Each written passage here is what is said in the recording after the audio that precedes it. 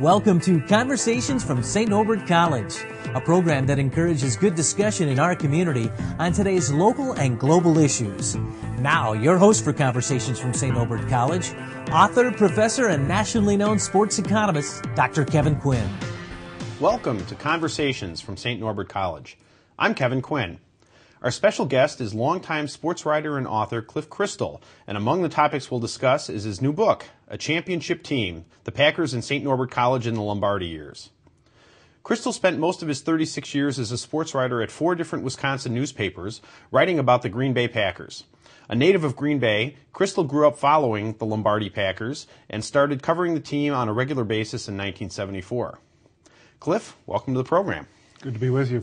Well, during your 36-year career, you've earned a lot of accolades. Among them was Sports Writer of the Year in Wisconsin 7 times. The National Sports Writers and Sportscasters Association honored you for the best national sports story twice. You have a great perspective on not only Wisconsin sports, but what's happened in sports reporting in general.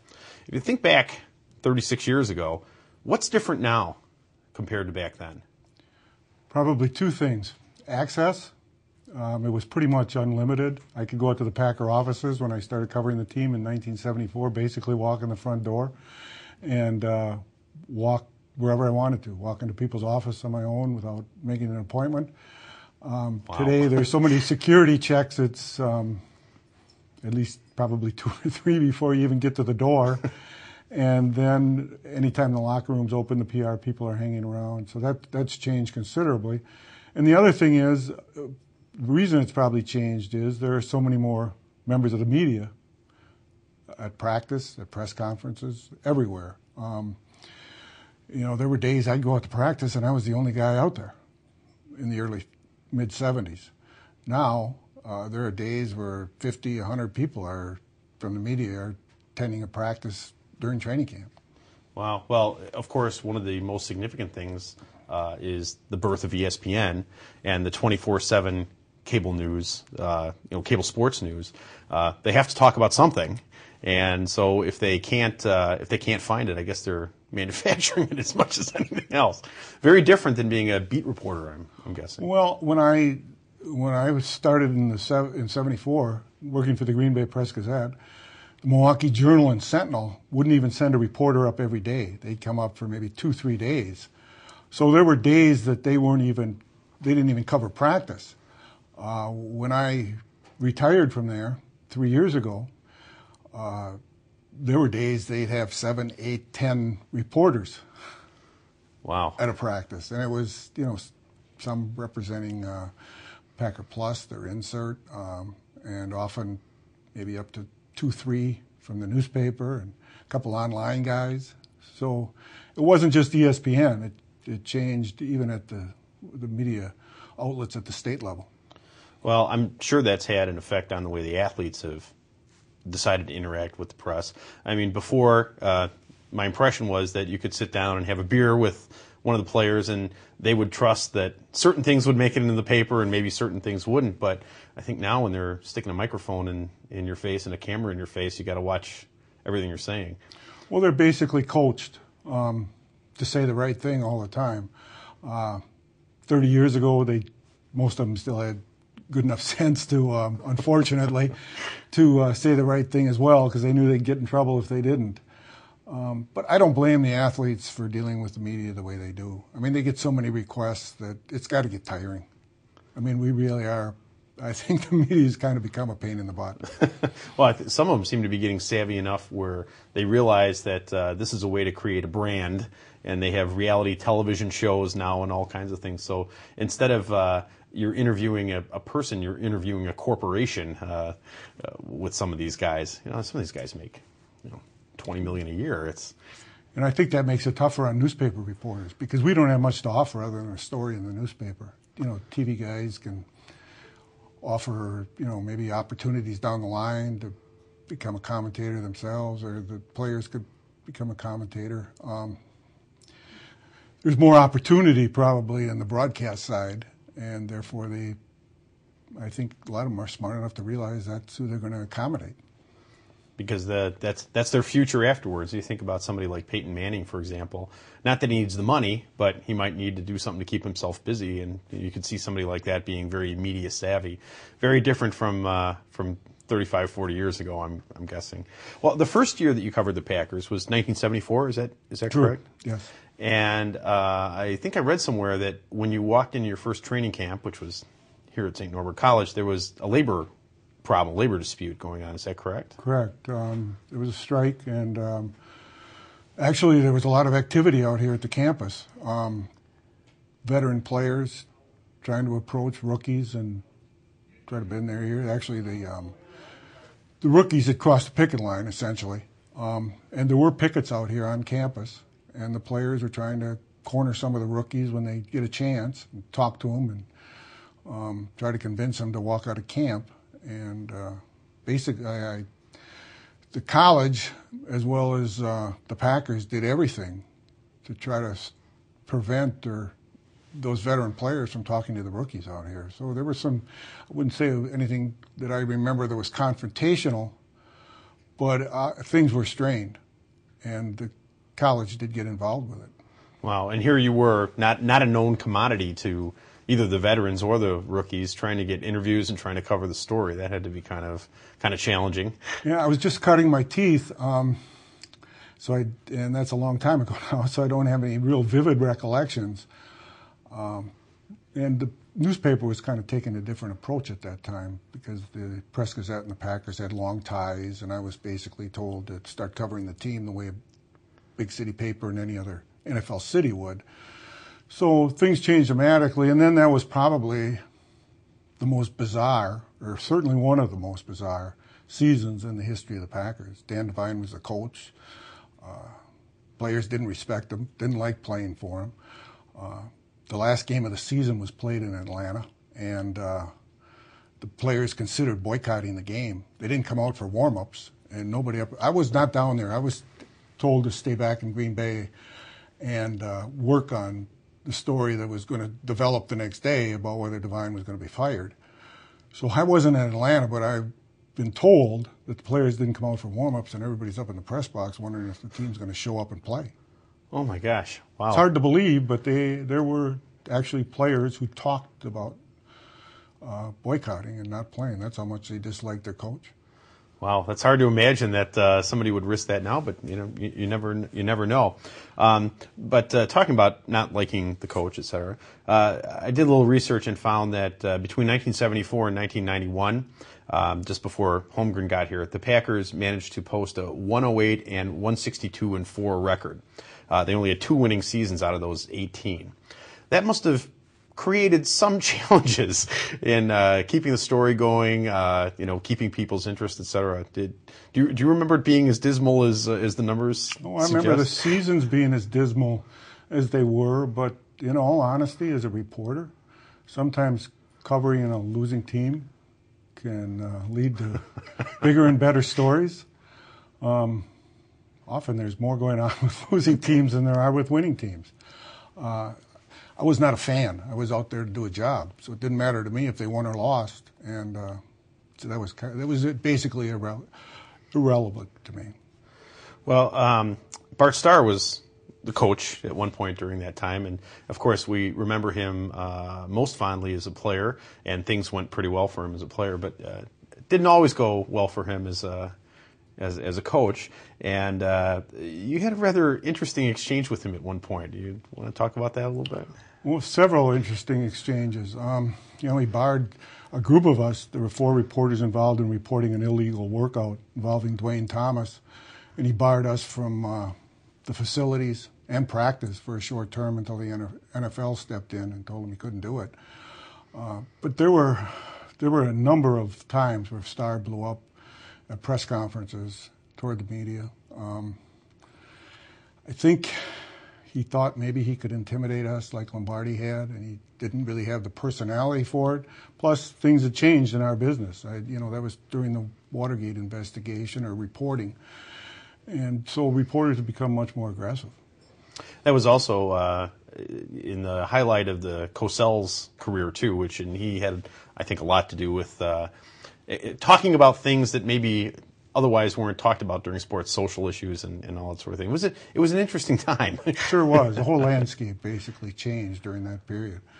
And I'm not so sure that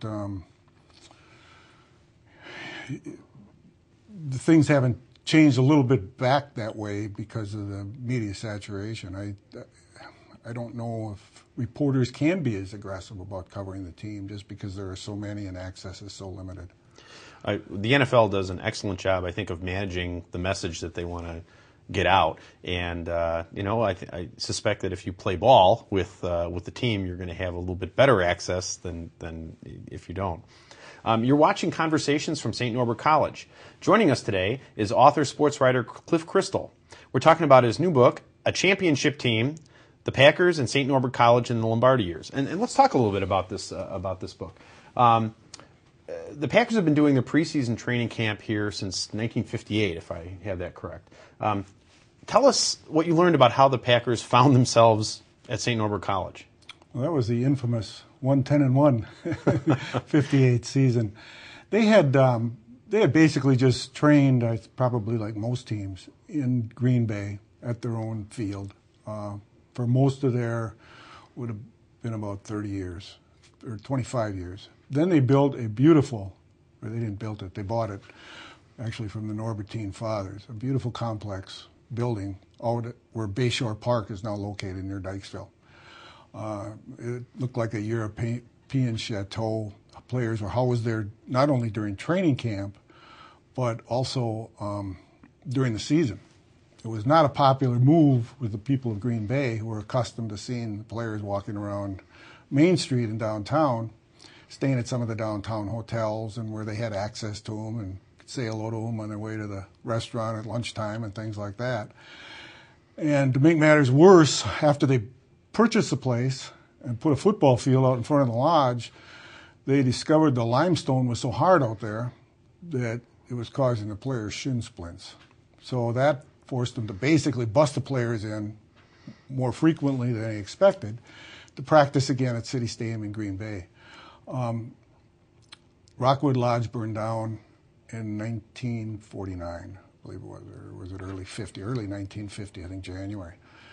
And from that point until they came to St. Norbert in 58, they bounced around. They were up in Grand Rapids, Minnesota, really an isolated area up there at an agricultural schools where cows were kind of roaming near the practice fields. Spent some time in Stevens Point, which I think worked out pretty well, although I understand the players had some really wild times in Stevens Point. And they actually had spent 1 year where they were based at the old Northland Hotel in downtown Green Bay. So I think they had considered coming to St. Norbert in 54, I think it was, when they went to Stevens Point. But at that time, St. Norbert didn't really have a cafeteria. I think it had one dorm, and it was being used for summer school, 1 or 2 dorms. So the school just didn't have the facilities necessary for the team to stay here. But then in 58, a deal was struck. It was basically done between Vern Llewellyn, who was the general manager over Scooter McLean, and Father Burke. And then Lombardi came in the next year and again agreed to train here. One thing I couldn't determine in my research was whether he considered other sites, because it did take him a while before he settled on St. Norbert as a training camp. But I think this worked out extremely well for him, and from everything I can gather from working on this book, he liked it here. Well, from what I have understood, not only reading the book, but talking to some of those folks, some of the Norbertines, is that he seemed to feel comfortable here. He was comfortable around the Norbertines themselves and liked being on campus. You know, I think from what I understand, that Lombardi thought of himself as a teacher himself and could understand that where they were coming from.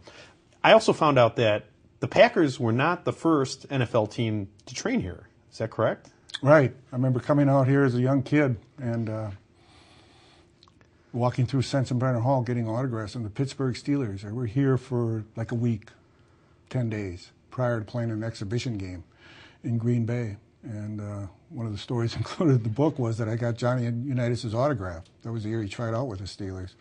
And then when he was cut, I erased the autograph. And then he went on to his Hall of Fame career. And Wasn't he just one of the top 10 players, voted one of the top 10 players on the NFL Network show of the 100 greatest players? So smart move on my part. Well, we talked to Ron Wolf here not too long ago, and one of the things we talked about was the difficulty in evaluating players. And obviously he did better than not, as we all know, but it's a notorious crapshoot to try to figure that stuff out. Tell us, what surprised you most when you were doing your research for the SNC Packers book? Well, I've spent a lot of time researching Packer history and interviewing players from that period of time, but there were still a lot of stories I learned that I didn't know before, so I just found that interesting. I think the one conclusion I drew is how off balance Lombardi kept his players. I really think that was the key to his success. I mean, they never knew where he was coming from, and consequently they were always concerned about their job security. And I think performed. And you mentioned his relationship with the nuns and the priests out here, and how one of the stories Father McHugh tells in the book is how the Norbertines in their white robes would be, at least the ones that were Packer fans, would be sitting around outside an old Quonset hut that was on campus where they met, just kind of listening in from the outside on what Lombardi was having to say. And Father McHugh said he's sure Lombardi knew they were there, and it really didn't matter to him. Right? And another thing that comes through, I think, in the book is that priests and nuns were about the only people he was civil to. Well, is there any coach now that around football that would remind you of Lombardi? Many have tried, I guess, but we've sort of gotten past that tough guy coach as the model. But are there guys out there that sort of remind you of him? I'm sure Bill Belichick is almost as tough. Coaches have had to adapt, and I think a lot of people felt Lombardi would have if he continued to live and coach the Redskins. For as emotional a guy as he was not that emotional on the sidelines.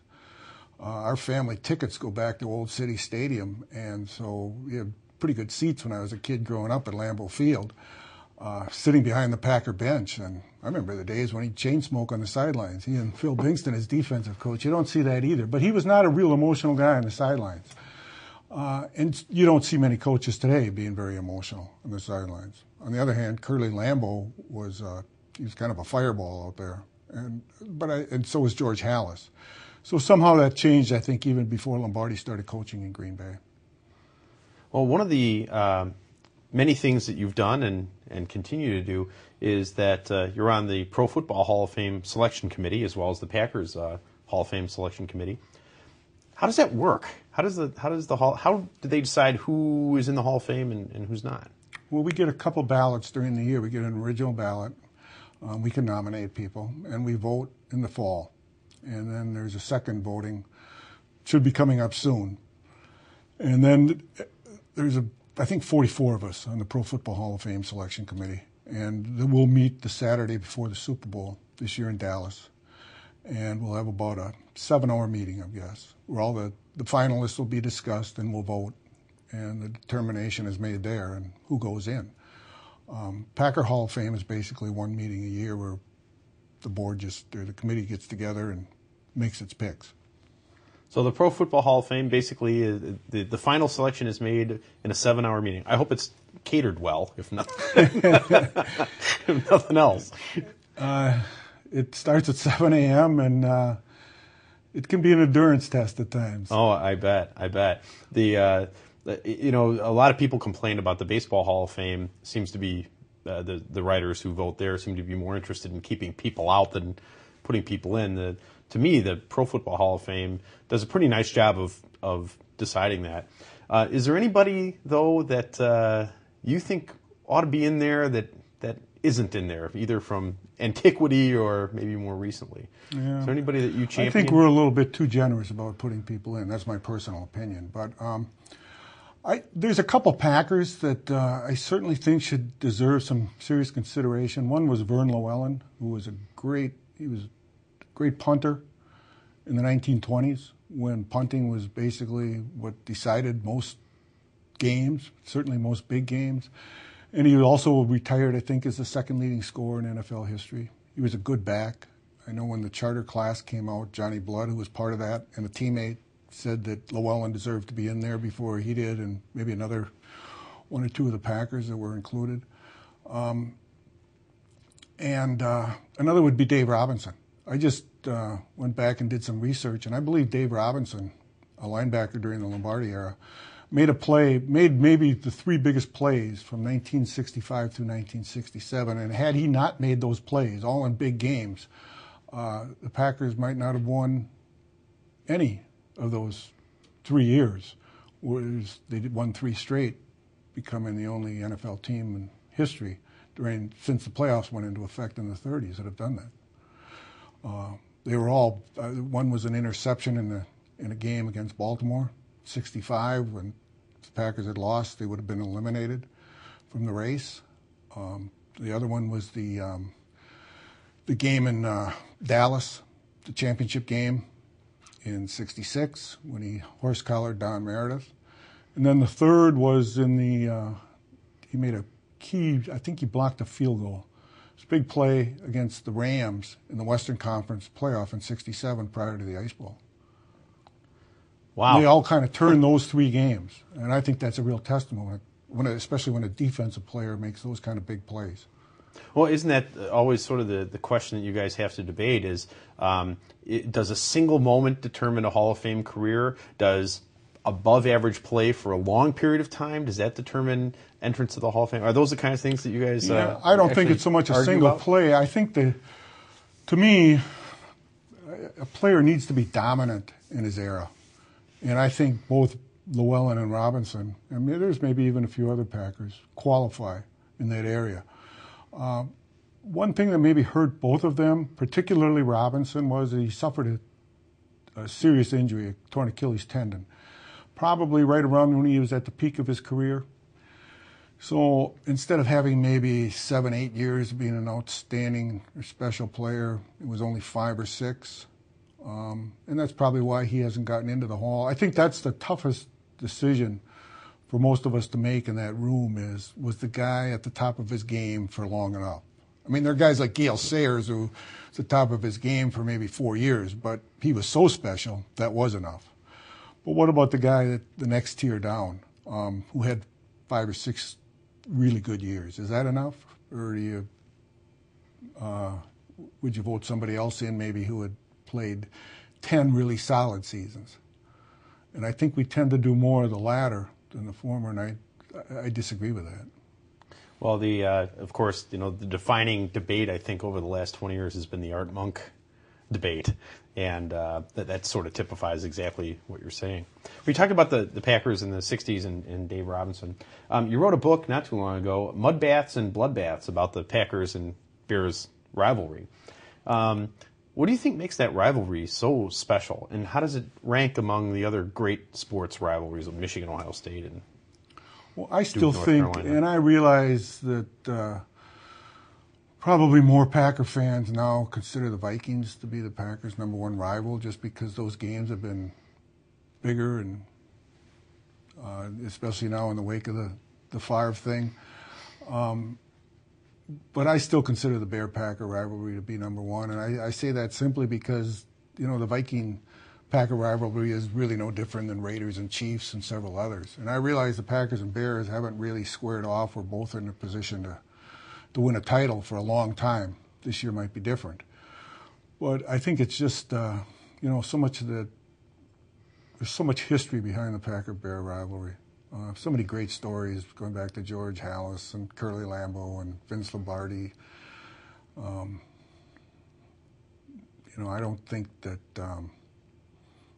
nearly the same number of stories about the Packer-Viking game. I mean, there have been some fiercely contested games. And I remember the T.J. Rubley incident and some of those things. But there weren't the brawls and the Mudbaths and the Bloodbaths that there were in the old Packer-Bear rivalry. Well, the cast of characters, you think about guys like Nitschke and Butkus and Halas and Lombardi. You just don't have that kind of colorful cast. Yeah, I mean, we were talking about Paul Krause before the show, the Hall of Fame safety for the Vikings. And Henry Jordan was a great player from the Packers, but That's not Bronco Nagurski and Clark Hinkle and, as you mentioned, Butkus and Nitschke and Bulldog Turner, some of those great names. That are synonymous. They're just tried and true football names, yeah. Yeah, they're synonymous with the league itself, and of course it has the great aspect of, the small town and the big town, and, both vying for something for so many years. But, it's hard to believe, but the Packers are not the only sports game in town, and some of the other sports you've covered in town, basketball and high school football and that sort of thing. What do you think are the biggest non-Packer stories that you've covered in your career that maybe people don't know about as much, that really matter to you? Well, I was in the press box at Candlestick Park. Was that 1989 when the earthquake struck? Oh, really? I'll remember that as long as I live, as the press box swayed and I had no clue what was going on. We don't have earthquakes here in the Midwest. Not often. And then actually our columnist, Mike Bauman, and I were assigned to cover the earthquake. So we spent the next several days touring around California and writing stories about, all the disasters and the people and how they had survived it. So that was a real interesting time for me. Covered an all-star game when I was covering baseball. And high school sports always offers a great potpourri of stories. There's so many stories that you can tell about different people, and those are some of my fondest memories, really, covering high school sports when I started out at the Press-Gazette and actually in Manitowoc. So, do you remember some of the stories for which you've won the awards, National Sports Awards? There were two. One was Curly Lambeau wasn't the first coach of the Packers, and he wasn't. Packers have declined to rewrite their history books, but he did not really become the coach. Even their old publications in 1921 referred to someone else as the coach. But as time passed and everybody remembered that he was really the guy responsible for starting the team and steering it through those early years, he was just given credit for being the coach. Boy, I should know the other one, but it's not coming to me right now. There's been so many. It's about 10 years ago, but I apologize. Well, there's been so many. I mean, you've covered so many stories. Is there anything that you've not covered that you'd love to cover? Probably at one time I would have wanted to cover a heavyweight championship fight.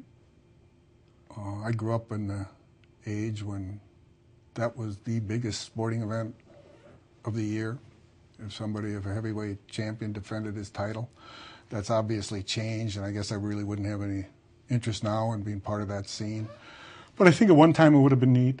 There were a couple things I did when I retired, a couple of the sporting events, actually 3 of them that I wanted to see, and I did right away or just prior to retiring. One was the Army-Navy game. And again, that was the biggest college football game in the country in the 1950s when I was a young kid becoming a sports fan.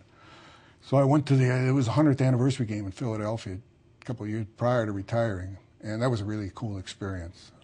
I would suggest that to anybody. In my mind, that is still the biggest game. Alabama, Auburn, Ohio State, Michigan, they mean nothing to me. I love the Army-Navy game. It's the only college football game I think I tape all year to watch. Well, what about that is interesting? Just the tradition. I kind of love tradition, and in my mind it was the biggest game 50 years ago, so it's still the biggest game today. I'm in a minority of one, but that's my line of thinking, and I'm sticking to it. Wow, that's great. Well, unfortunately, we're out of time. You have so many stories. I could talk to you for another hour or so. But I hope you've enjoyed our show. Until next time, I'm Kevin Quinn. Best wishes for good conversations from St. Norbert College.